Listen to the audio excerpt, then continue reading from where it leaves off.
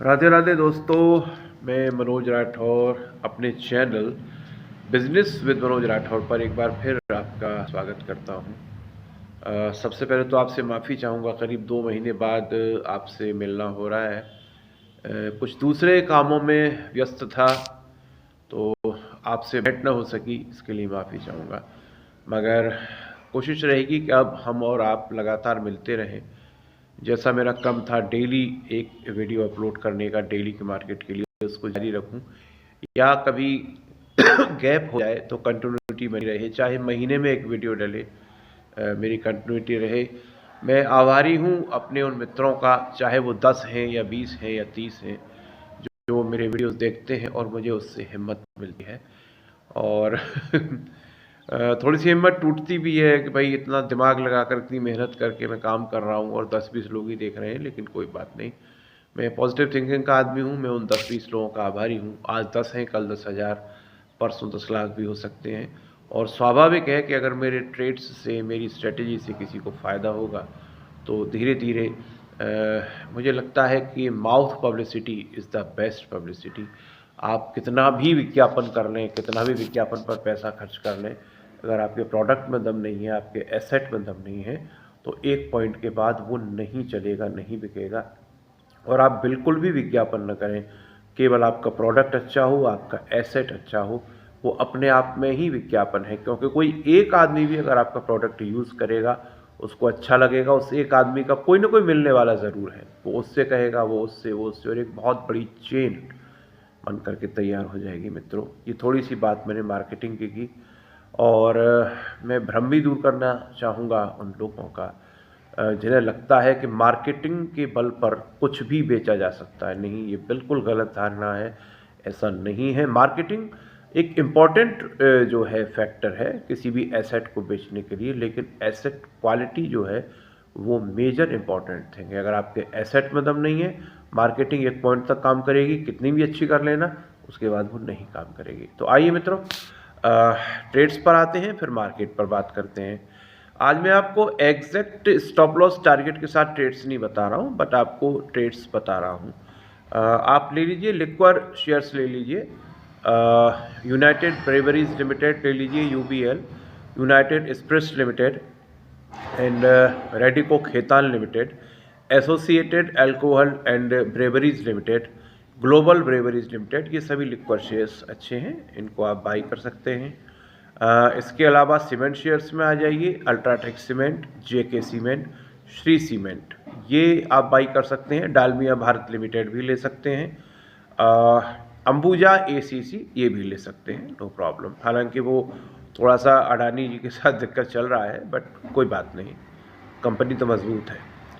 साथ ही फिर आप इधर आ सकते हैं जो है ऑटो शेयर्स में, जैसे टीवीएस मोटर्स है, बजाज ऑटो है, हीरो मोटर कॉर्प है, मारुति भी ले सकते हैं।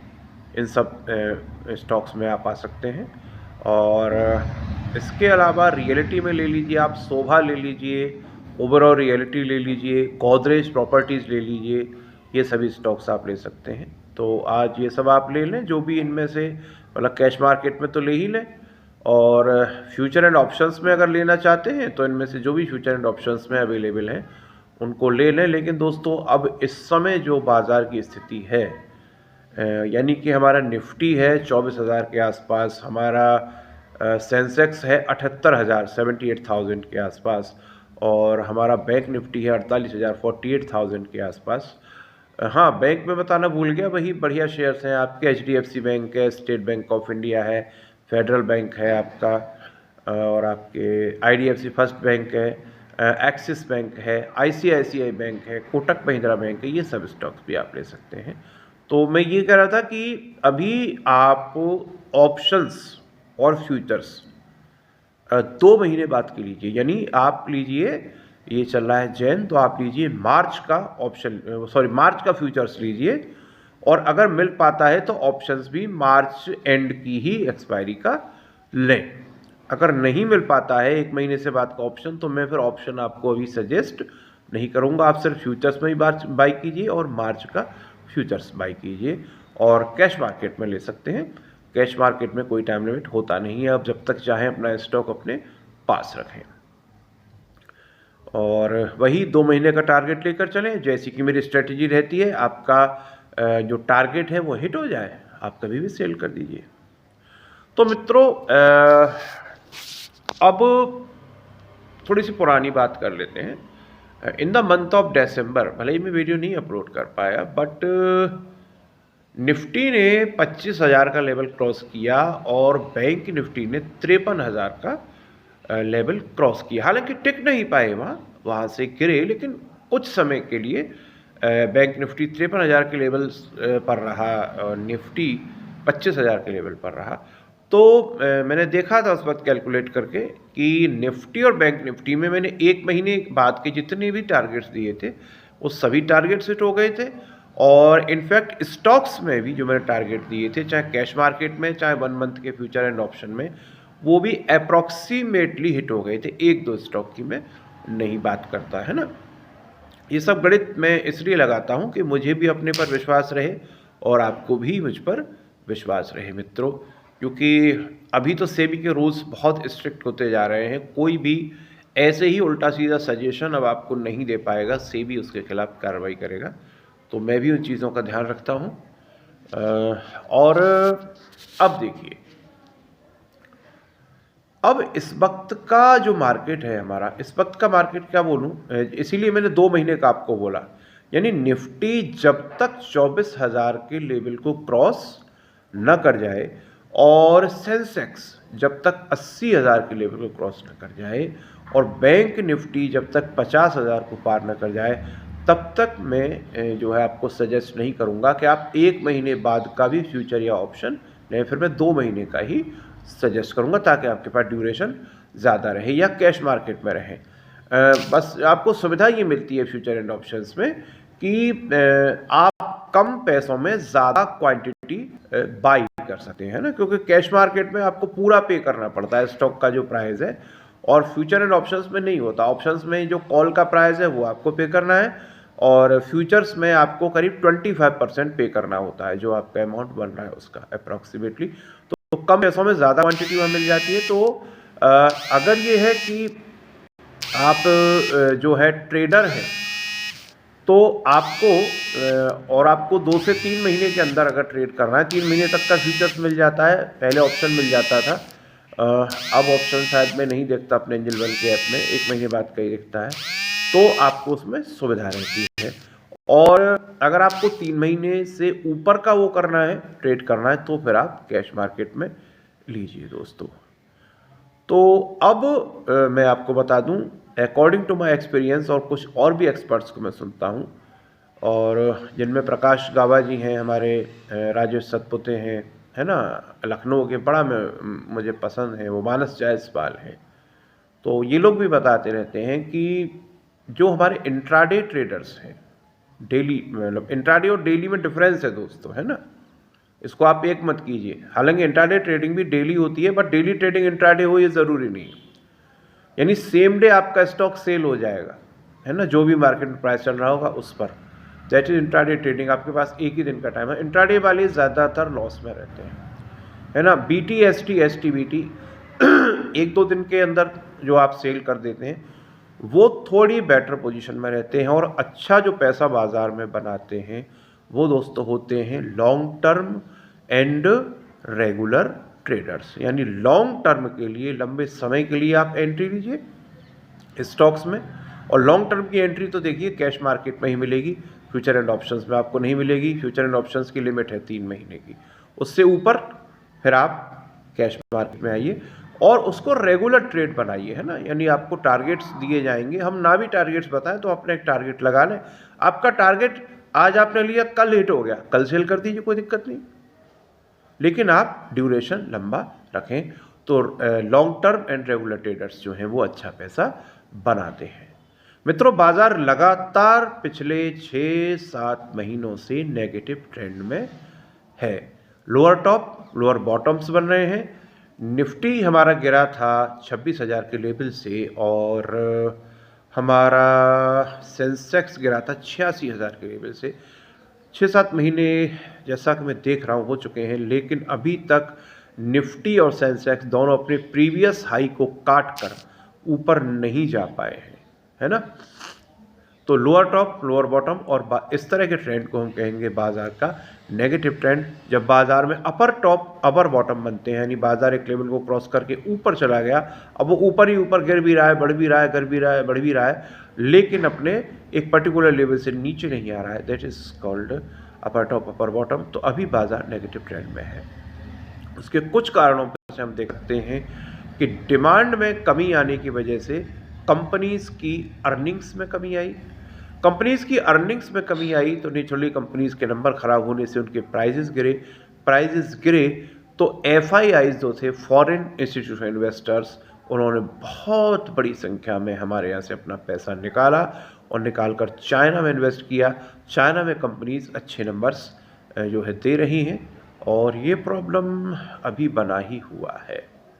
और मोदी जी की एक मीटिंग हुई है अर्थशास्त्रियों के साथ मेरी जानकारी में, और इस पर विचार किया जा रहा है कि हम क्या करें, गवर्नमेंट और हमारे कॉरपोरेट्स मिलकर क्या करें जिससे कंपनीज की अर्निंग्स बढ़े, एसेट्स की डिमांड बढ़े, उसके लिए क्या कर सकते हैं। और साथ ही साथ अब हमें बजट है 1 तारीख को, यानी कमिंग सैटरडे को हमारा बजट आने वाला है। तो बजट में हमारे फिस्कल डेफिसिट यानी वित्तीय घाटे की स्थिति क्या रहती है, सरकार की आमदनी और सरकार के खर्चे का जो रेशियो है ना। तो अभी तक तो हम ऐसे ही चल रहे हैं कि भैया खर्चा ज़्यादा होता है, सरकार की आमदनी कम होती है, लेकिन कम से कम वो खर्चे में कमी आती जा रही है, उसको भी हम ग्रोथ मानते हैं। चलो भाई, पहले ज़्यादा डिफरेंस था, अब कम हुआ, अब कम हुआ, अब कम हुआ। साथ ही टैक्सेशन क्या रहता है, गवर्नमेंट इनकम टैक्स किस तरह का रखती है, गवर्नमेंट GST किस तरह से रखती है, किन किन एसेट्स पर कैसा GST रखती है, बढ़ाती है या घटाती है।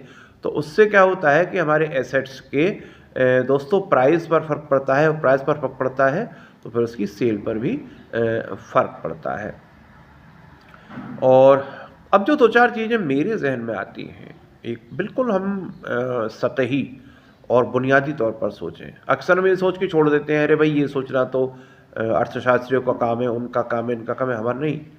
आप इस देश के नागरिक हैं, आप के वोट से सरकार बनती है। कम से कम जो पढ़े लिखे समझदार लोग हैं उनको तो हर तरह से हर पहलू पर सोचना चाहिए और वोट देने से पहले ध्यान देना चाहिए कि जिस व्यक्ति को हम वोट दे रहे हैं वो किन किन हमारे पहलुओं पर खरा उतरा है, किन किन पहलू पर खरा उतर सकता है। तो बिल्कुल बुनियादी स्तर पर हम बात करें डिमांड की, तो समझिए दोस्तों कि मैं जीन्स पहनता हूँ और मेरी क्षमता 2000 रुपये की जीन्स खरीदने की है, और किसी भी जीन्स का प्राइस 3000 रुपये से कम ही नहीं है, और मेरी क्षमता 2000 का खरीदने की। तो फिर मैं क्या करूँगा, मैं यही करूँगा कि भैया मेरी जो पुरानी जीन्स है उनसे ही अपना काम चलाऊँगा, और जब वो बिल्कुल इस हालत में हो जाएंगी कि अब उनसे काम नहीं चलाया जा सकता, तब जाके 3000 रुपये की एक जीन्स खरीदूँगा। लेकिन अगर जीन्स का प्राइस 2000 रुपये है, 1800 रुपये है, तो मेरी पुरानी जीन्स थोड़ी सी पुरानी होगी, मैं नई जीन्स ले आऊँगा। तो क्या है, ये मैंने आपको एग्जाम्पल दिया कि छोटे से लेकर बड़े एसेट तक उसका जो प्राइस हमने रखा है, वो प्राइस बहुत इंपॉर्टेंट चीज़ होती है। क्या हमने कस्टमर की जो जेब की क्षमता है उससे ज़्यादा प्राइस रख दिया है?